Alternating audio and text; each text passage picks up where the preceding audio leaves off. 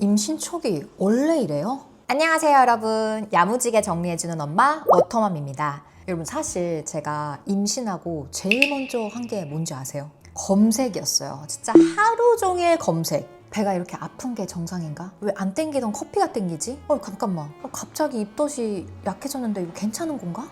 모르고 약 먹었는데 어떡하지? 근데 검색할수록 더 무서워지는 거예요. 누구는 된다 그러고 누구는 안 된다고 하고 정보가 너무 많고 다 달라요. 그래서 제가 산부인과 전문의 영상, 대학병원 건강정보, 식약처 자료, 학회 자료까지 일주일 넘게 싹 다 정리해봤습니다.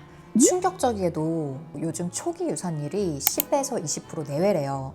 특히 저 같은 35세 이상 고위험군 산모일 경우에는 가능성이 더 높아지다 보니까 진짜 걱정되는 게 한두 가지가 아니더라고요. 오늘 영상은 처음 임신하면 제일 불안한 것들, 입덧, 출혈, 복통, 영양제, 음식, 약, 운동, 병원은 또 언제 가야 되는지 제가 직접 겪고 있는 지금 현상들과 자료 정리까지 같이 해서 한 번에 야무지게 총정리해 드릴게요.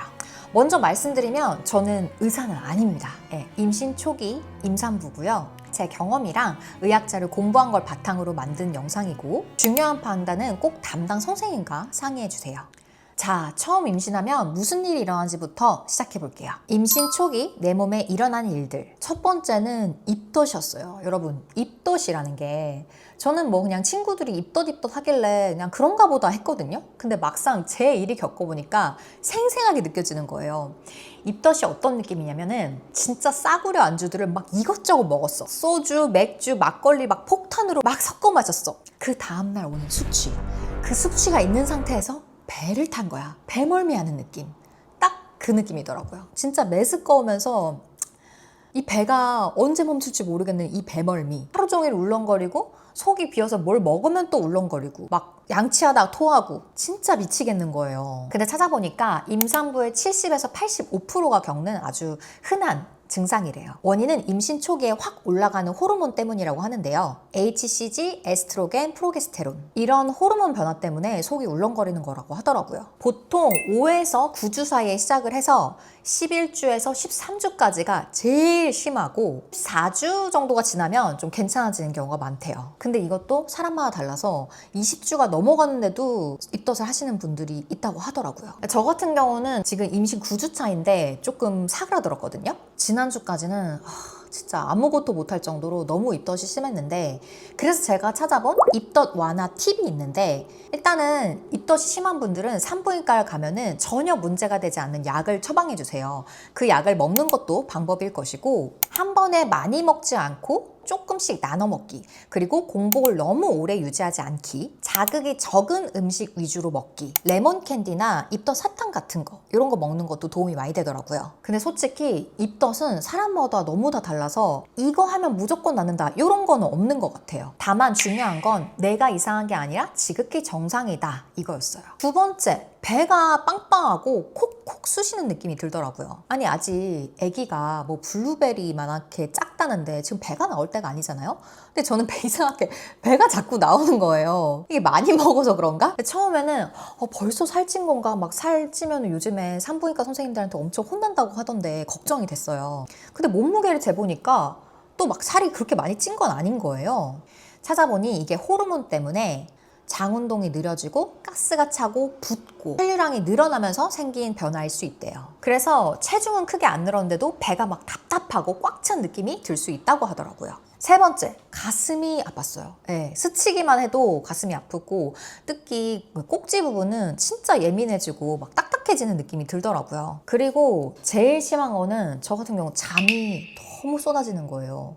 자도 졸리고, 나 진짜 이거 문제 있는 거 아닌가 싶을 정도로 잠이 너무 많이 와서 낮잠을 1시간 맞춰놓고 알람이 울려도 일어나질 못하는 거예요. 몸이 안 일으켜져. 그래서 거의 하루 종일 잠을 자고 그래도 피로가 안 풀리더라고요. 잠을 많이 자면 또 사람이 이렇게 처지고 무기력해지는 느낌이 있어서 약간의 우울감? 그런 것도 좀 느꼈어요. 근데 이런 것도 다 호르몬 영향이라고 하더라고요. 그래서 이걸 내가 문제라고 생각하고 내가 왜 이럴까 이렇게 생각하는 게 아니라 그냥 마음 편하게 먹고, 그래 지금쯤은 잠이 오는 게 당연하다. 지금 열심히 세포 분열 하나의 생명을 더 만들고 있잖아요. 그런 과정이니까 이건 당연한 거다라고 마음 편하게 먹으려고 노력을 많이 했습니다. 그리고 이 얘기 꼭 하고 싶었어요. 아니 어느 날 갑자기 입덧이 좀 덜해진 거예요. 저는 그게 더 무서웠어요. 왜 입덧이 하다가 안 하지? 혹시 문제 생긴 거 아닌가? 이런 생각이 들더라고요. 저는 원래 걱정이 그렇게 많은 편은 아니에요.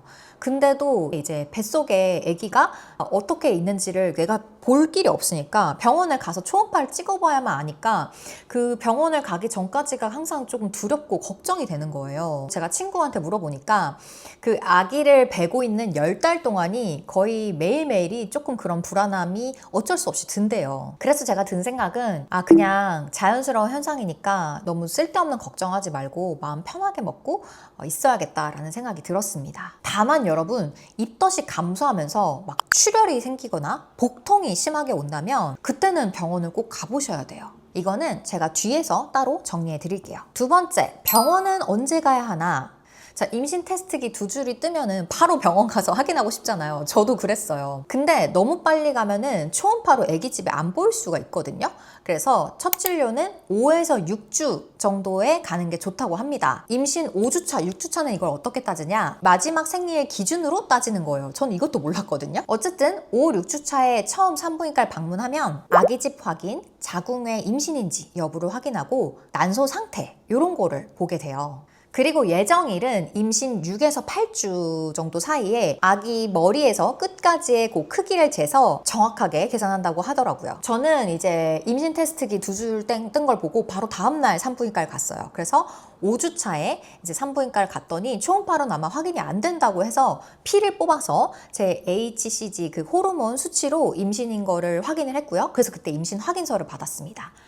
그 다음 7주차에 가서 이제 아기의 심장 소리를 처음 들었고요. 그 다음 8주차에 이제 니프티 검사를 위해서 피를 뽑았어요. 요즘에 그래서 진짜 의학기술이 너무 발달한 게 저는 니프티 검사를 한 12주차에나 할 수 있다고 생각했는데 그게 아니라 8주차에 바로 할 수 있고 그리고 2주 후에 성별을 또 확인할 수 있다는 거예요. 그래서 아주 임신 초기인데도 니프티 검사, 그런 기형아 검사랑 성별을 확인할 수 있다는 게 진짜 신기하고 놀라웠어요.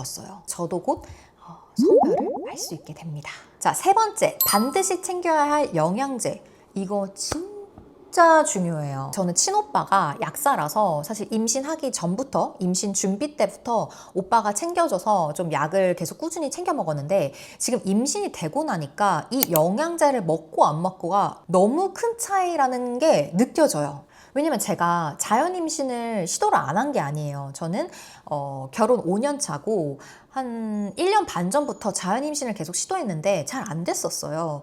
그래서 이제 난임병원 다니면서 난임 시술을 하려고 했는데 그러면서 영양제도 당연히 챙겨 먹었죠. 그러면서 자연 임신을 떡 시도한 두 번째 달에 바로 자연 임신이 된 케이스예요. 35세 이상 고령 산모고 나는 임신이 잘 안 되는 건가 했는데 지금 자연 임신으로 바로 된 걸 보고 이 영양제 효과가 분명히 있다라는 생각이 들더라고요. 근데 여러분 진짜 먹어야 될 영양제가 진짜 많아요. 한 움큼을 먹어요. 첫 번째, 엽산. 이건 진짜 필수예요. 꼭 먹어야 돼요. 엽산은 태아의 뇌, 척추, 신경계 형성에 진짜 가장 중요한 영양소예요. 특히 중요한 게 타이밍인데 태아의 신경계 형성이 임신의 극초기에 이루어져서 보건복지부에서도 임신하기 1에서 3개월 전부터 먹으라고 하거든요. 그래서 아까 말했다시피 저는 난임병원 다니면서 엽산을 계속 챙겨 먹고 있었는데요. 이거 덕분에 자연 임신이 되는데 훨씬 더 수월하지 않았나? 그런 생각을 해요. 그리고 여러분 보건소에서 엽산을 지원해주는 곳이 많아요. 저는 이걸 모르고 그냥 돈 주고 사 먹었는데 여러분은 보건소에서 무료로 지원받을 수 있는지 꼭 확인하세요. 두 번째가 비타민 D. 이게 요즘 되게 또 중요하게 보는 영양소라고 하는데 특히 한국인은 비타민 D가 되게 부족한 경우가 많다고 하더라고요. 엄마의 뼈 건강, 아기 성장에 굉장히 중요하다고 합니다. 세 번째, 철분. 근데 철분은 시기가 중요해요. 보통 임신 중기부터 많이 먹는데 초기에 먹으면은 입덧 현상이 좀 더 심해질 수 있다고 하더라고요. 약간 울렁울렁한 느낌? 근데 저 같은 경우는 피 검사를 했는데 철분 수치가 너무 낮게 나와서 그 산부인과 선생님께서 액상 형태의 철분제를 처방해 주셔서 먹고 있습니다. 이것 때문에 없던 그 변비 현상이 생겨났어요. 근데 어쩔 수 없죠. 네 번째, 오메가3. 요것도 임신 중기부터 많이 챙겨 먹는다고 하는데 DHA 위주로 많이 보더라고요. 근데 이제 또 영양제가 뭐 여기저기 다양한 제약회사도 나오고 어떤 거 드셔야 될지 모르겠잖아요. 그래서 그냥 제가 먹는 영양제를 한번 보여드릴게요. 잠시만요. 자, 이렇게나 많아요. 그래서 제가 먹는 영양제는 일단은 이거 고운자인맘 종합 영양제. 이것도 임신하기 전부터 좀 오빠가 챙겨 먹으라서 요거 먹었고요. 그 다음에 안심 액티브 엽산 플러스, 요거는 엽산이고요. 성인 건강 마그네슘, 마그네슘도 먹고 있었구나. 네, 이것도 오빠가 챙겨서 먹고 있고, 그리고 아까 말씀드린 비타민 D, 요거는 아워팜 거네요. 비타민 D 2000 IU를 먹고 있는데 비타민 D가 부족한 경우는 4000 IU 이상을 먹으라고 하시더라고요. 그 다음에 이게 이제 제가 처방받아서 먹고 있는 액상 철분제 볼그레입니다. 이거 되게 맛있어요.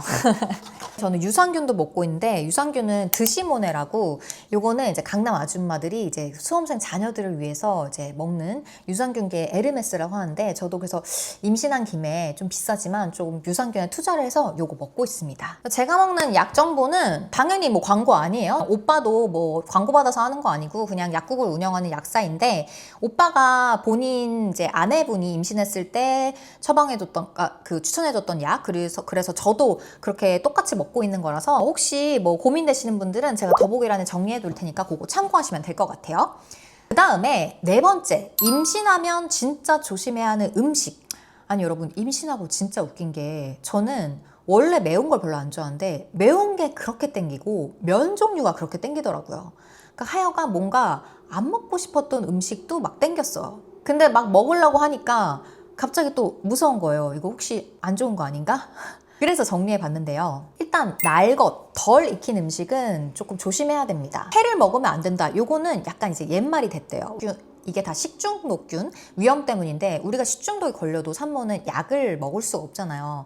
안 그래도 면역력이 떨어진 상태인데 그런 균에 걸리면 너무 이제 힘들 수 있으니까 이제 회를 먹지 말라고 했던 건데, 요즘에는 이제 신선한 곳에서 이제 알맞게 먹으면 괜찮다고는 하는 분위기라고 합니다. 그래도 진짜 먹으면 안 되는 게 게장, 굴. 이거는 진짜 임산부라면 좀 참는 게 좋다고 하더라고요. 두 번째, 카페인. 우리 직장인 같은 경우 사실 커피 안 먹으면은 졸려서 죽을 수도 있잖아요. 하루 한 잔의 커피는 약간 인생의 낙 같은 건데, 다행히 하루에 카페인 200mg 이하는 가능하다고 하더라고요. 그러니까 스타벅스 아메리카노 한 잔 정도는 괜찮다. 커피를 못 마시면서 오는 스트레스를 느낄 바에는 한 잔 정도는 그냥 이렇게 마음 편하게 먹어주는 것도 괜찮다고 저희 산부인과 선생님께서 그러시더라고요.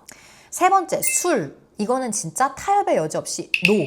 아니, 맥주 한 잔 정도, 뭐 와인 한 잔 정도는 괜찮지 않을까? 절대 안 된대요. 알코올은 태아의 신경 발달에 직접적인 영향을 줄 수 있기 때문에 절대 한 모금도 마시면 안 된다고 합니다. 그래서 저도 굉장히 생맥주 마시는 거 좋아하거든요. 근데 참고 있어요. 네 번째, 큰 생선. 참치 같은 큰 생선은 그 먹이 사슬에 약간 좀 위쪽에 있잖아요. 그런 생선들은 메틸수은의 농축 가능성 때문에 조금 피하는 게 좋다고 합니다. 근데 이것도 뭐 한 번 먹었다고 큰일 나는 건 아니고, 막 매일 다량을 섭취할 경우에 문제가 되는 게 없고, 그냥 뭐 소량으로 너무 먹고 싶어서 조금 먹는 거 정도는 괜찮대요. 다섯 번째, 약 먹었는데 어떡해요? 이거 진짜 많이 불안하잖아요. 그리고 우리 이런 경우 있잖아요. 임신한 줄 모르고 그냥 감기 증상인 줄 알고 감기약을 먹어버린 거야. 진짜 어떡하지? 근데 여러분, 임신 극초기는 all or none 이렇게 설명을 하더라고요.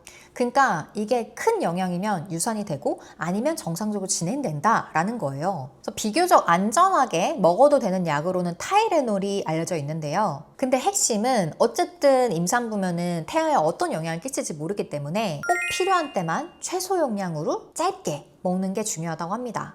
그리고 임신 사실을 알았다. 그럼 반드시 약을 복용할 때는 적은 양이어도 산부인과 선생님과 상담을 하고 그 다음에 약국을 가서 처방받는 게 좋겠죠. 여러분, 파스랑 안약도 조심해야 된대요. 이건 저는 진짜 몰랐거든요. 그러니까 바르는 것도 피부를 통해서 흡수할 수 있기 때문에 조심해야 한다고 하더라고요. 참 임신하고 나니까 조심해야 될 게 진짜 많은 것 같아요.